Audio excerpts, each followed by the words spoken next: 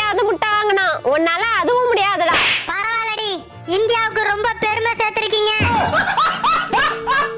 எம்மாடி 3 கோழிக்கு முட்டை வச்சாச்சு. யாரெல்லாம் அடை காக்க வரீங்க?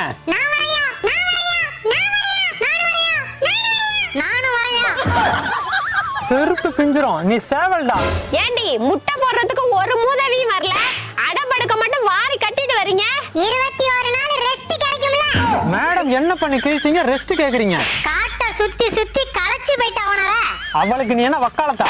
இல்லடா, அவ அடப்படுத்தாதான் நான் வேற ஆளோட சுத்த முடியும். சுத்தடா.